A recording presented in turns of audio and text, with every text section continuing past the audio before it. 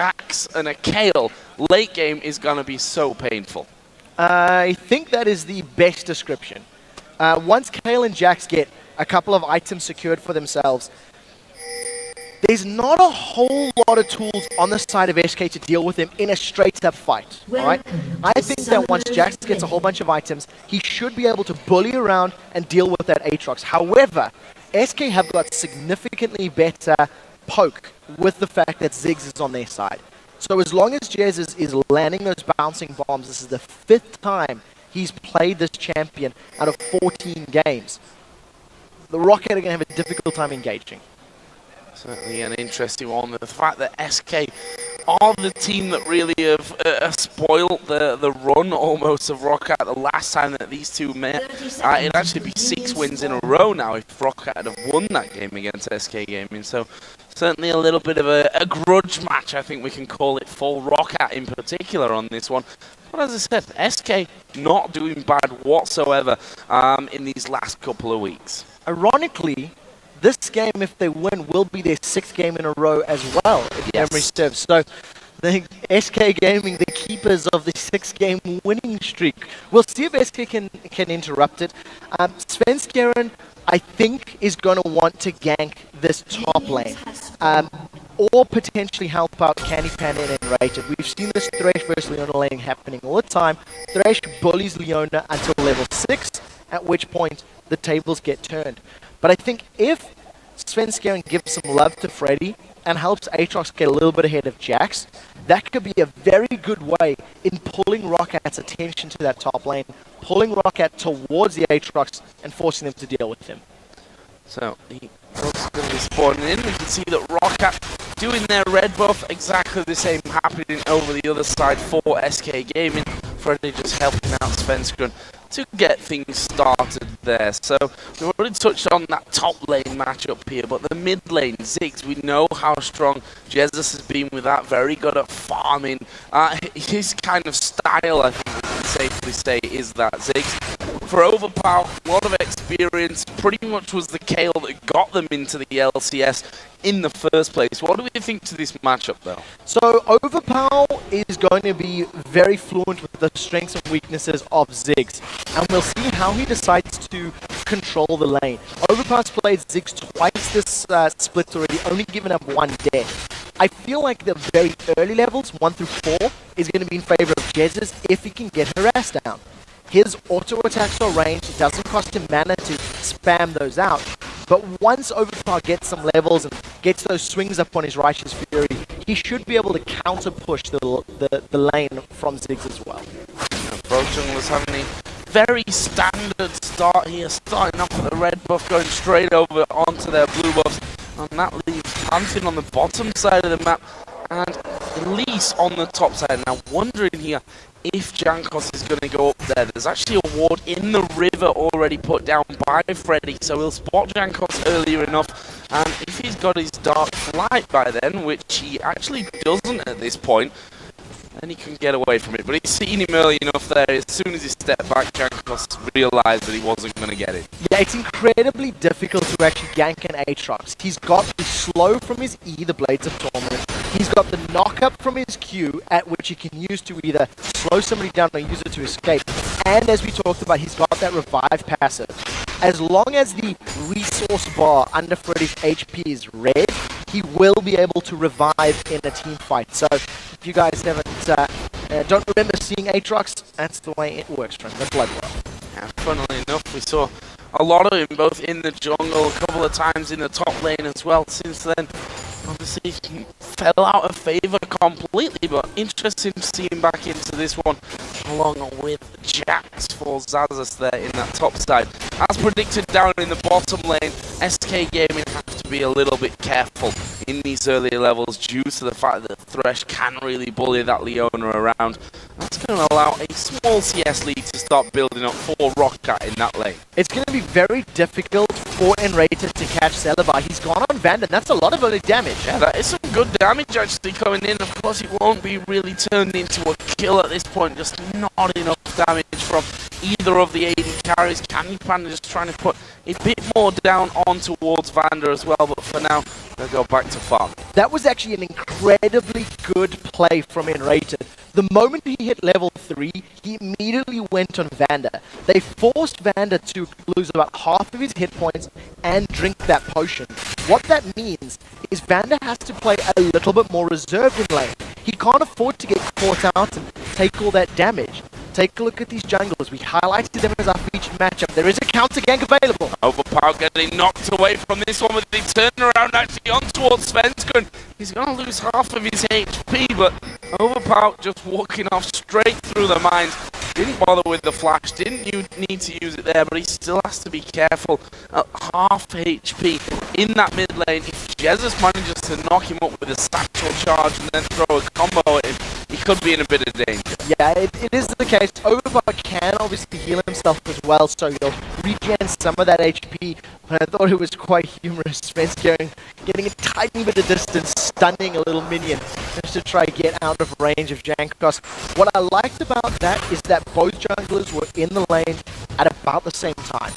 They sort of understood that there was a gank possibility and a counter gank was available. So both teams already showing an understanding of their opponent's playstyle.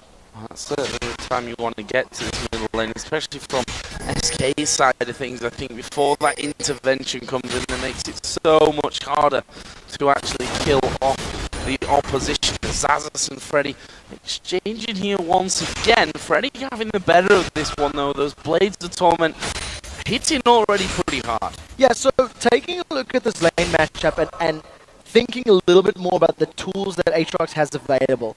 His ability costs life, and he has the ability to lifesteal thanks to his W, the first blood price.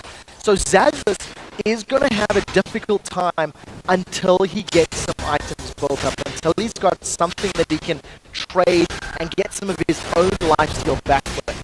You see Freddy just continually throwing out those over and over and over, and I think Zazas is just going to have to wait until he gets some jungler intervention or gets himself some items before he can pick some more fights with Freddy.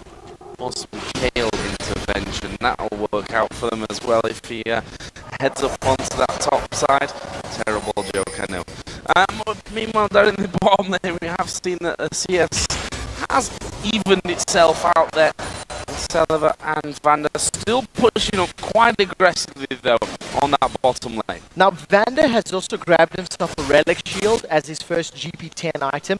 It's something he does against these Leona non-poke lanes often. We'll see how much gold he stacks up. They've jumped on Freddy and we'll see if they can catch him. And we see there Aatrox just jumps away straight off from it. The cocoon will miss. That means that they can't get in. Just throw out the Blades of Torment for the slow as well. Freddy just walks straight back off. Of course, he does have his blood well if things really go pear-shaped for him. And then by the time that's up, he can jump away again. What I like about the blood well is the time it'll take Freddy to actually sort of come back to life is going to allow Svenskeren time to channel his Grand Skyfall, and it's going to allow Jesus time to throw that Mega Inferno Bomb. So there's going to be a lot of tools that they can use to try to capture out members of ROCCAT. We do see Svenskeren coming in on Overpower. He's got his ultimate available. Oh, this is going to be a good amount of damage. Intervention used there by Overpower. The jumping from Jesus using the satchel charge won't allow him to get as any more damage down to Overpower. He actually saved his flash once again here, so being very tight, I think it's a very English way to put it, in terms of those summoner spells at the moment. But we see there Svenskeren actually picking himself up the red buff, nicely invaded from that one. Where's he going to go now? He's actually channeling his ultimate down towards the bottom. There is a Zenith Blade landing. He's going to push and Rated underneath the tower. The hook lands as well. The turret is still hitting him. First blood comes in. They do manage to take down Vander as well.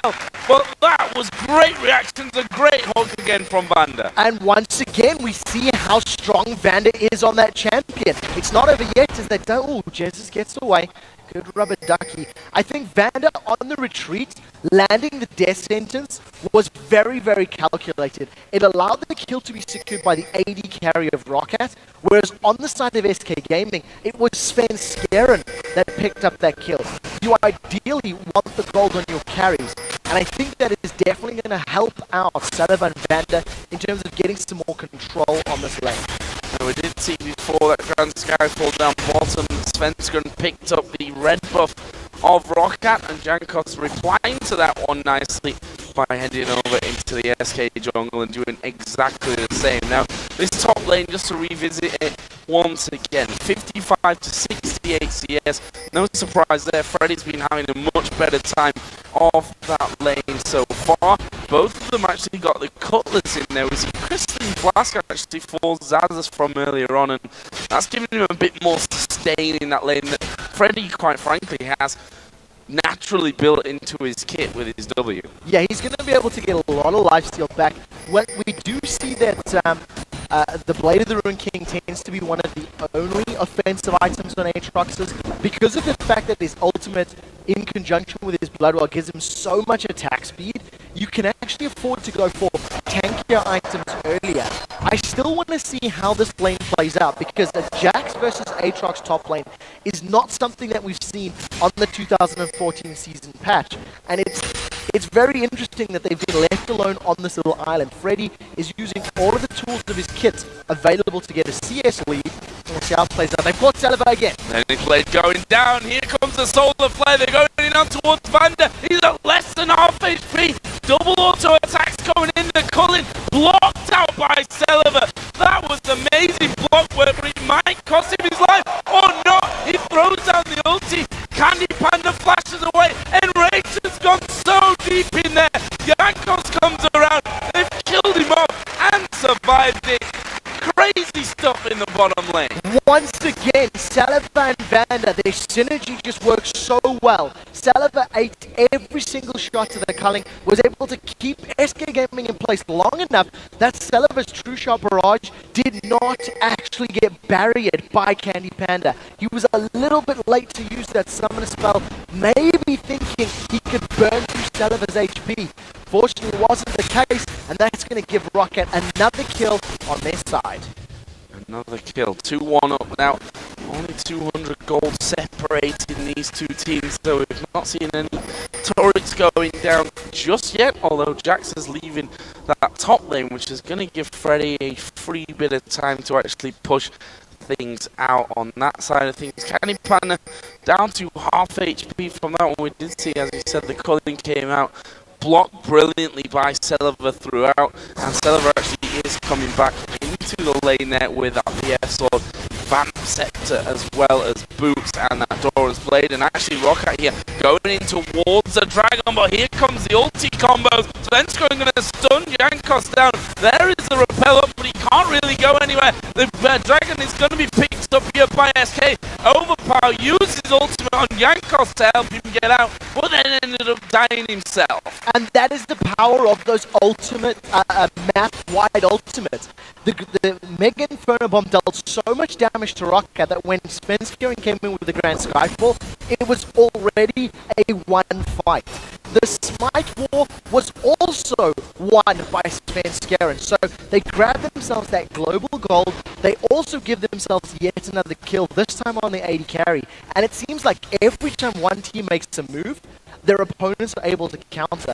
Very importantly, Candy Panda's got the blue buff. This is going to allow him to spam out those piercing lights and just get control of this lane. Spam out everything. We saw the culling coming down there once again. Salova not going to be too worried about that now that he's got that Vamp Scepter in there, so he can lifesteal everything back up. Candy Panda does in fact throw it in top lane. We did see Chain Vest was the second item picked up for Zazas, and a giant belt actually for Freddy. Notice the difference in the lane now, how Zazas is more aggressive on Freddy. He's got himself up to level 9, so he's got a lot of points into that Empowered Strike. With the lifesteal from the Cutlass and the damage reduction from his armor, it's now going to allow Zazas to bully Freddy around. Interestingly, because Freddy's got more HP from that Giant's belt, his spells and abilities now actually hurt him more because it's 5% of his health, so it ends up dropping him a little lower. We'll see how Freddy continues to control his lane, because look at the Zazas now. He's not afraid to go aggressive. Oh, but actually Freddy going pretty aggressive there. In fact, popping his ultimate. Are they going to go any further from this one? I think Freddy was just happy to get away while keeping that blood well intact. Zazas did go back, and that's the thing with ejection, you know. Get your ultimate passive stacked up there. Just jump in onto him with a leap strike, hit the Empower as well, and do a lot of damage in one go. But there is Freddy once again coming out. Again, he gets stunned up. This time the Ignite goes down. Freddy, though, just jumps away. Yeah, so Freddy's going to be able to lifesteal under the turret.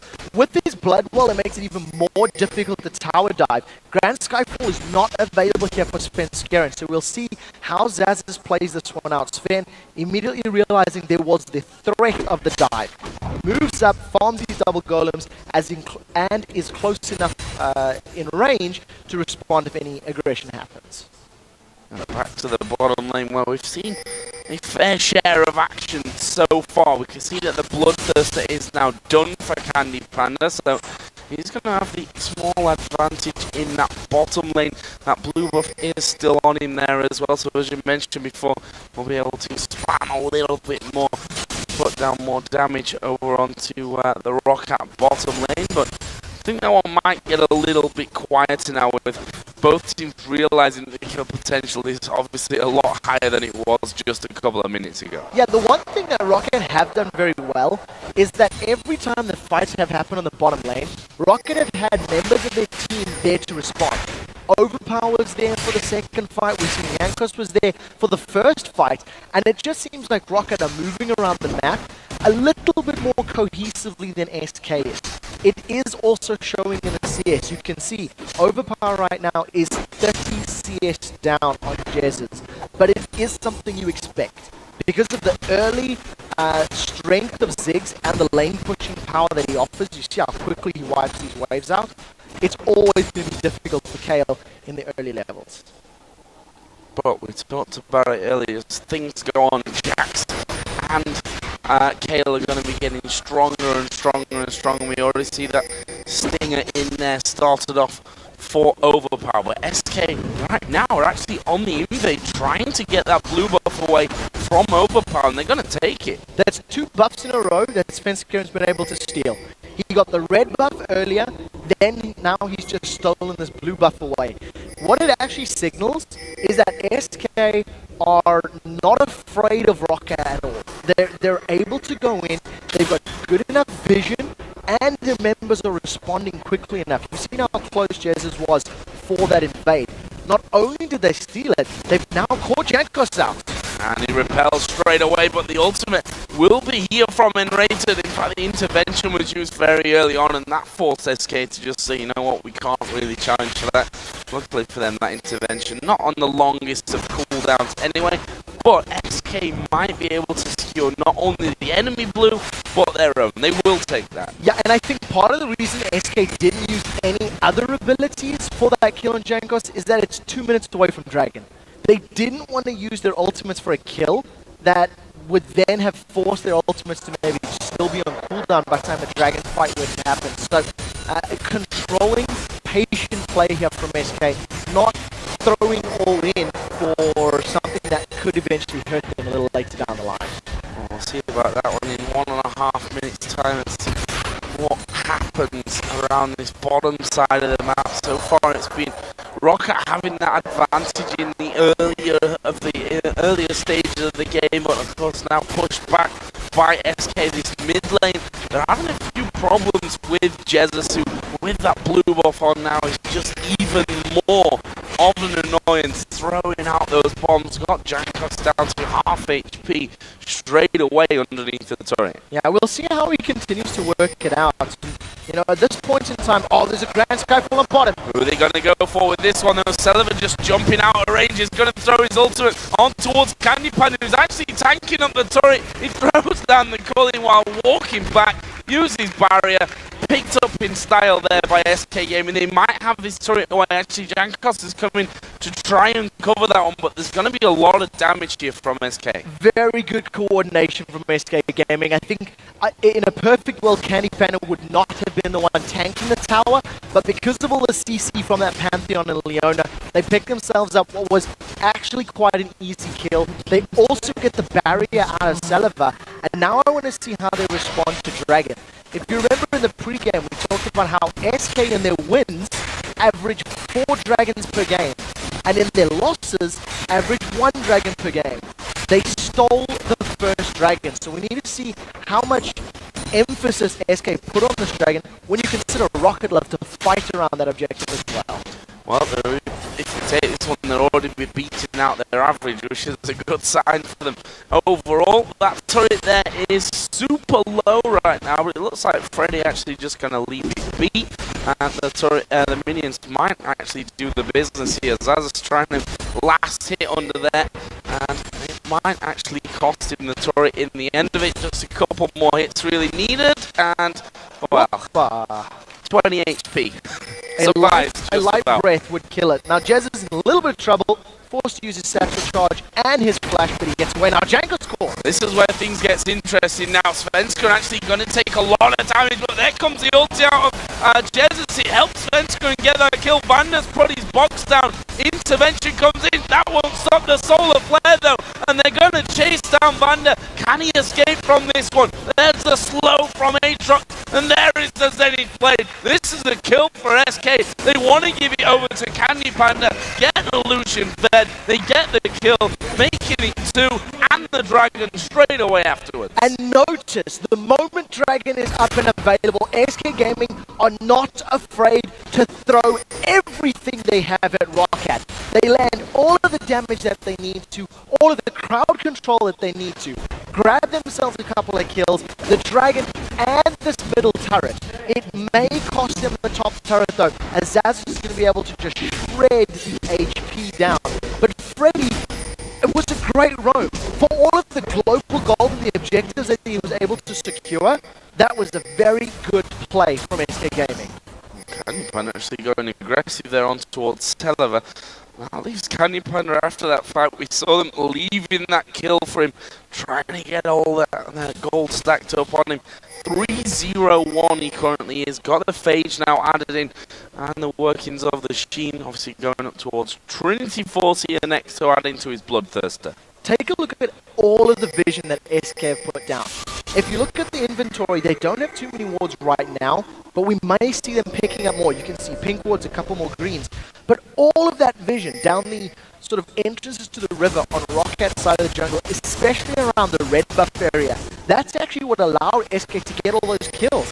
They had so much information to work with, they were able to chase ROCCAT down, continually landing all the kills, and Candy Panda even flashed for that last hit.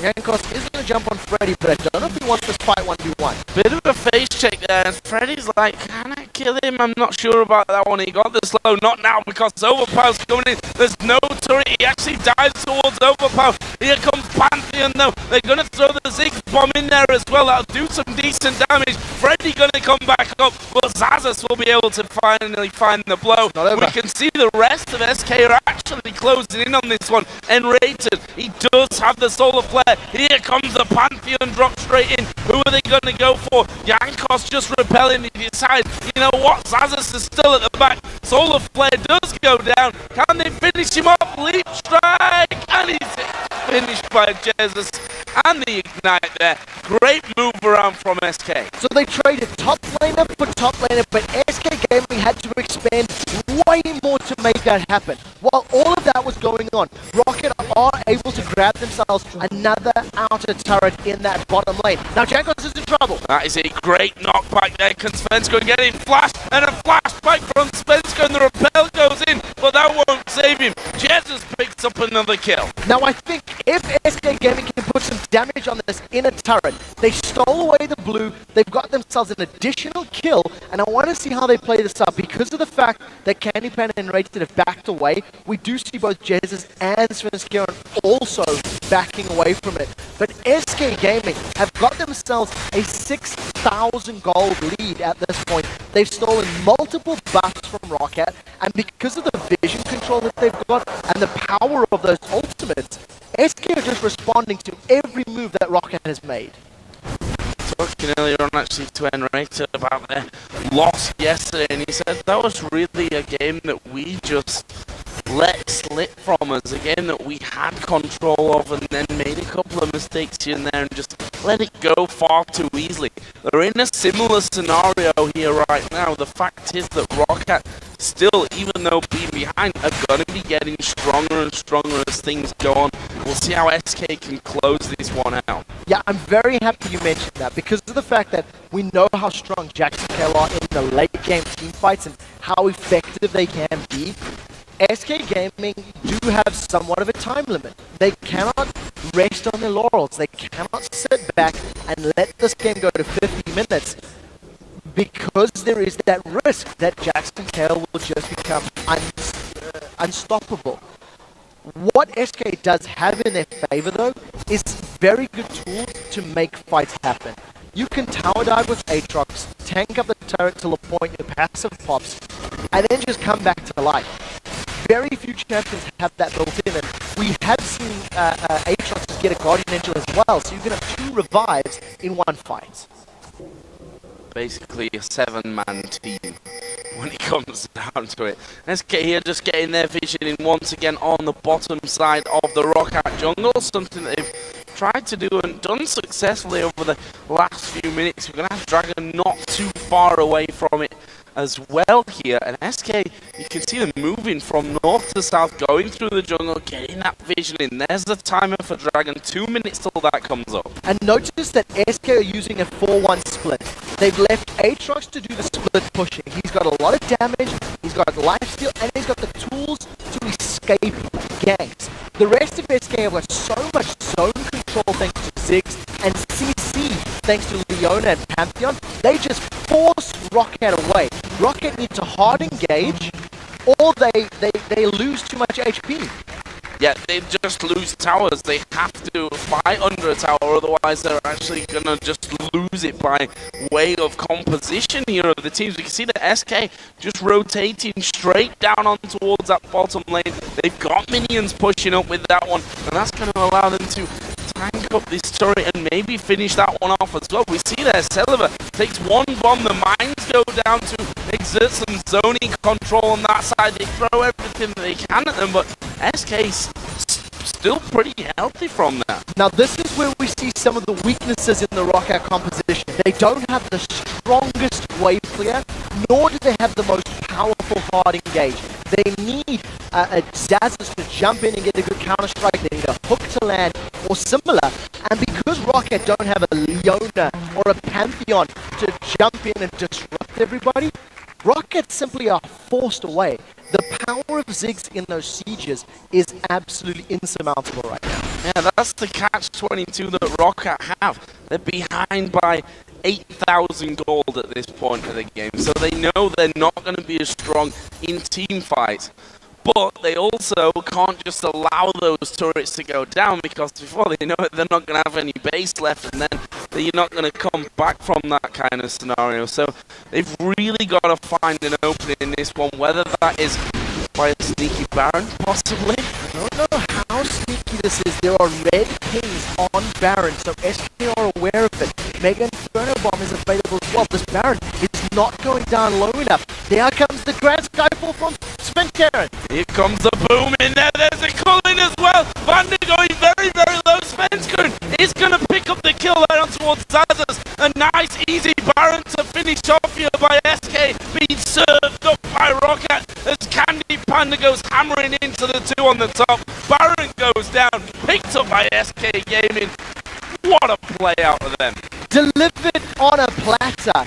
SK managed to come in at the right time, grab themselves a kill thanks to the great initiation that is offered to them to the Grand Skyfall and the Solar Flare. Now with Baron and the regen and knowing Zazas isn't there, SK should be able to brute force their way onto this inhibitor and take any other objective they want. Look at that damage to Celiver.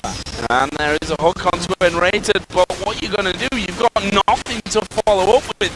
They can go down onto this bottom side, and Rated will probably just tank this turret up here on the inhibitor. In fact, they've got minions coming through, so they don't even need to do that for too long. They should be able to take down the second inhibitor. They will do that with that Baron on. I said it before, they need some kind of desperation move. Baron was that, and actually, they're gonna surrender.